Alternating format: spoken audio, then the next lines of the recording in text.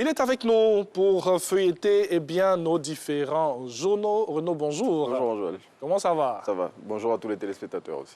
Alors, on va commencer avec ce qui fait l'actualité chez nous en Côte d'Ivoire. Bien évidemment. Ce sont les législatives du 6 mars prochain. La commission électorale indépendante a une séance de travail avec les candidats. C'était hier.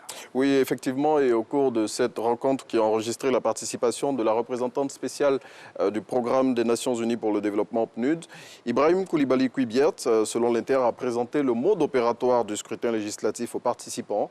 Le président de la CEI a saisi l'opportunité pour apporter des éclairages sur le cas des candidats Kone Katinan et Adia Damana Medardi Picas, dont les dossiers ont été rejetés.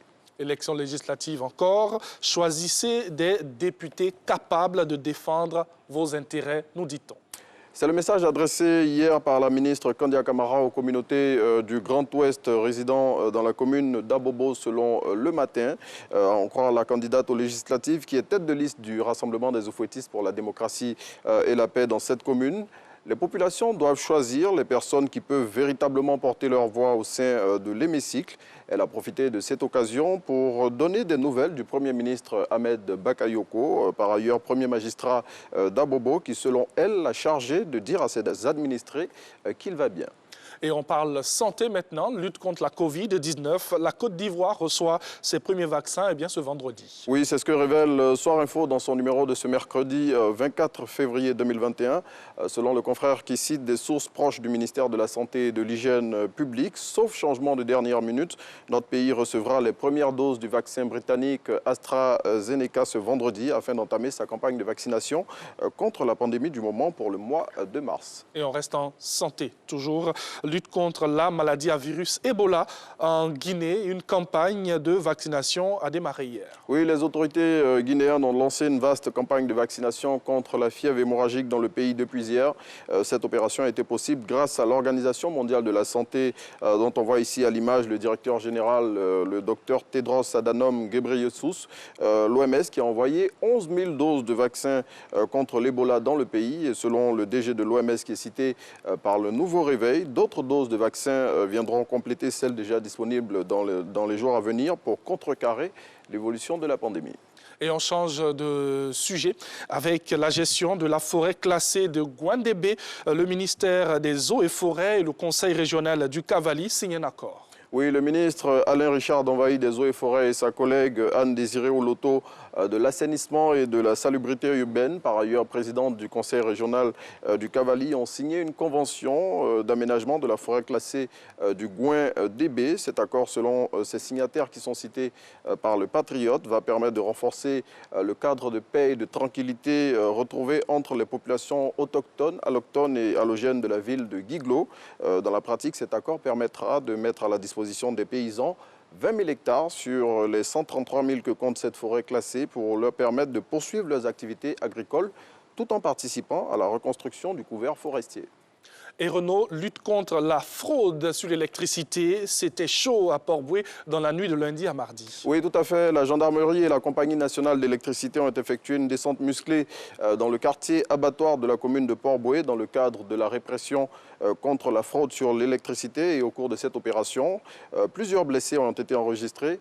Et selon l'Inter qui s'est rendu sur les lieux, plusieurs blessés ont été enregistrés parmi les populations. Le confrère souligne que plusieurs bébés ainsi que des femmes enceintes qui ont inhalé les gaz lacrymogènes dont ont fait l'usage des agents des forces de l'ordre au cours de cette opération ont été conduits à l'hôpital général de la cité aéroportuaire. Et encore une fois, dans votre revue de presse, vous nous ramenez à Biétry. Soir Info alerte sur les travaux en cours en ce moment dans la baie de Biétry. Oui, le confrère, à travers le papier qu'il consacre aux activités en cours actuellement sur la lagune Ebrio au niveau de la baie de Biétry, veut attirer l'attention des autorités compétentes sur les dangers que peuvent représenter ces travaux qui, selon lui, sont faits sans étude d'impact environnemental et sans respect des règles en la matière. Et Soir Info, au regard des manquements qu'il a constatés sur les chantiers, se demande si le gouvernement est informé de ce qui se passe dans cette zone de la commune de Marcory. On parle sport maintenant et le football ivoirien est en deuil.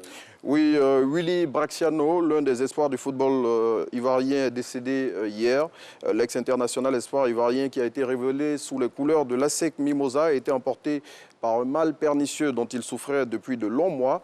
Willy Bracciano, qui était présenté comme l'un des plus grands espoirs du football ivoirien, évoluait à l'Atalanta Bergame, c'est en Italie. Et on va refermer donc cette revue de presse avec un fait assez rare qui mérite d'être signalé. Oui, et ce fait assez rare, c'est celui d'une dame qui a porté plainte contre son partenaire, car celui-ci, écoutez bien, refuse de l'épouser. Donc Thierry, il faut faire assez vite. Hein.